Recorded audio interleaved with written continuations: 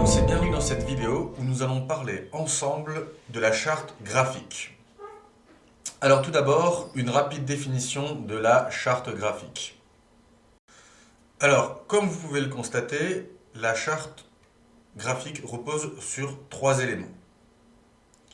Le logo, que nous avons vu dans une précédente vidéo, la couleur, que nous avons déjà abordée, et la typographie. Alors dans un premier temps, on va se pencher sur l'identification et la signification des couleurs. Alors, le jaune.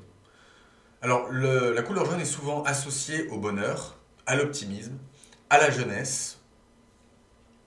Et c'est une couleur vive qui donne de l'énergie et qui peut également s'apparenter au luxe à travers son côté un peu or. L'orange. L'orange, c'est une couleur qui est vibrante et pleine d'énergie. Elle est souvent associée à la communication, au bonheur, à la joie, à l'ambition, à la chaleur et à l'enthousiasme. C'est une couleur qui peut être utilisée en général pour attirer l'attention sur des appels à l'action, des boutons de call to action. La couleur rouge est associée au désir, à l'amour, à l'énergie, au mouvement, à la passion, à la violence, au feu, au danger et à la colère. La couleur rose est également associée à l'amour, au romantisme.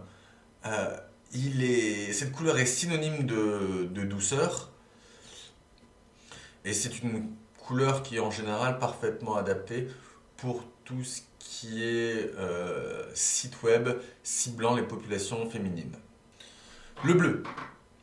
Le bleu est associé à la qualité, à la fiabilité, au sexe masculin, à la confiance, à la sécurité, aux grands espaces, aux banques, aux assurances, à la médecine, aux technologies de pointe, je dirais également à la science. On peut aussi le voir dans les professions juridiques, dans tout ce qui est également associé au e-commerce. Le bleu vif est énergisant et rafraîchissant. Cependant, l'un des biais du bleu, c'est qu'il peut paraître froid et distant. Le vert. Le vert est harmonieux, il équilibre le contenu de votre page. Il peut être également associé à la nature, à la santé, au calme, à la fertilité, à l'énergie. Le violet. Le violet peut être associé souvent à des notions de créativité et d'autorité, de richesse, de pouvoir, mais aussi à l'imagination et le mystère. Quant au violet clair, il peut s'apparenter aussi au printemps et à la romance. Alors le marron est une couleur dite chaude, tout comme le rouge et l'orange, qui renvoie à la terre, donc à la nature, à la stabilité. Vous pouvez aussi l'associer ce sont des couleurs qui peuvent être associées pour stimuler ou renvoyer à des notions culinaires, à l'appétit, notamment à travers les couleurs chocolat et café.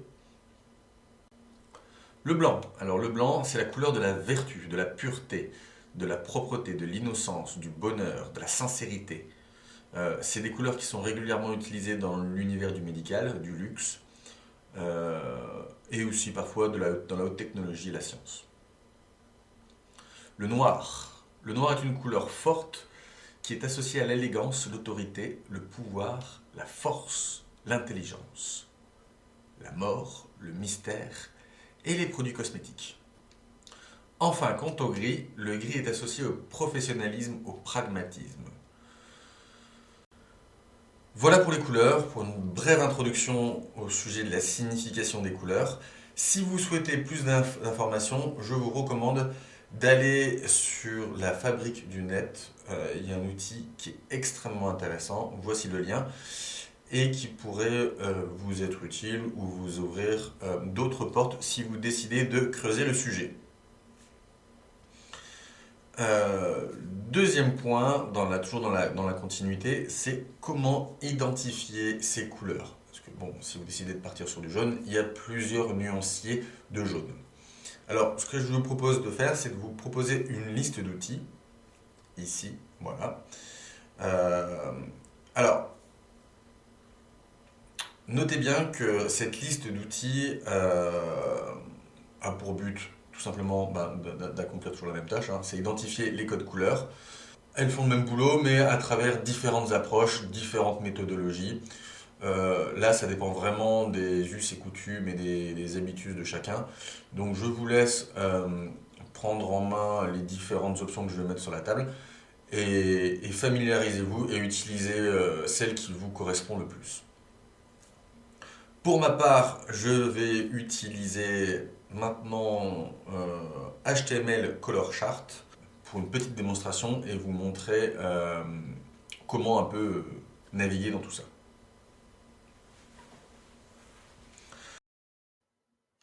Alors dans cette vidéo, nous allons voir ensemble comment utiliser l'outil en ligne HTML Color Chart. Alors voici la page de garde, donc vous allez sur Color Tool. Alors voici le premier outil, c'est le HTML Color Chart. Alors celui-là permet de vous donner à travers de gros pixels le code couleur HTML utilisé. Alors, admettons, je clique ici et vous avez ici le code qui apparaît. Si je clique sur cette couleur-là, vous avez le code HTML qui apparaît ici. Et ainsi de suite. Vous avez un autre outil qui s'appelle le HTML Color Picker qui lui permet de rentrer davantage dans le détail. Vous pouvez vraiment chercher à affiner au maximum en cliquant les différentes nuances qui vous plaisent. Vous pouvez jouer en bas sur le type de nuancier, plus rouge, plus jaune, plus vert, des couleurs plus froides avec le bleu. En bas à gauche, c'est la couleur la plus sombre et en haut à droite, la couleur lumineuse. Et vous pouvez jouer comme ça jusqu'à trouver ici la couleur que vous souhaitez obtenir. Un autre avantage aussi de cette page, c'est le HTML Color Codes Theory qui vous explique brièvement comment sont formés et calculés ces codes. Donc, et vous avez les exemples pour le rouge, le vert, le bleu, le jaune et le gris. Gris-bleu. Voilà. Un autre outil qui est assez sympa, c'est le Colors from Image. Alors là, vous avez deux options. Soit vous tapez ici l'URL, l'HTTP, ou alors vous pouvez directement downloader ici une image. Alors on va essayer avec le logo d'Ikatana.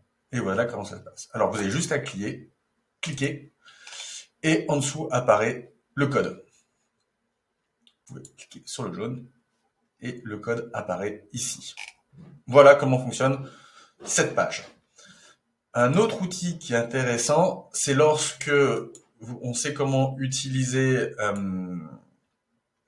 le code HTML, mais qu'on va voir son équivalent en RGB, en HSV, en HSL ou autre, en fonction des outils que vous utilisez. S'ils sont plus ou moins techniques ou liés à telle ou telle industrie, ils peuvent demander des codes couleurs différents. Alors, ce qui est intéressant, c'est que vous avez juste, dans ce cas-là, à connaître le code HTML, le code couleur HTML. Donc, admettons, on va essayer. Donc, vous voyez, on arrive sur du vert et on a les équivalents en RGB, HSV, HSL et CMYK. Voilà. Donc ça, c'est un petit outil qui est sympa aussi. Si à un moment donné, vous devez travailler avec des web agencies qui vous demandent des séries de codes, ou alors des industriels dans le cadre d'un prototypage qui vous demandent des séries de codes, voilà, vous savez désormais où vous pouvez les trouver. Il vous suffit juste d'avoir la base HEX. Et enfin, un autre outil qui est assez intéressant, c'est travailler à partir des noms de Pantone. Alors, vous avez ici tous les différents nuanciers qui sont en général utilisés dans le monde du marketing. Donc, vous avez par exemple Light Cyan et vous avez directement à côté ici le code couleur HEX. Voilà. Voilà brièvement comment fonctionne cet outil et je vous recommande de vous pencher dessus, de l'utiliser, d'en abuser. C'est gratuit et ma foi, j'ai envie de dire, c'est pas mal du tout.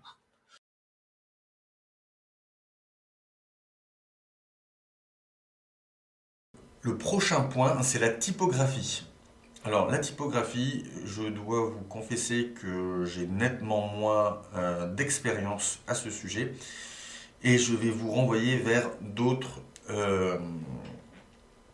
auteurs tutos. Alors, je vais vous recommander d'aller sur taylorbrand.com qui va, dans l'article suivant, va vous expliquer les différentes catégories de police et quand les utiliser.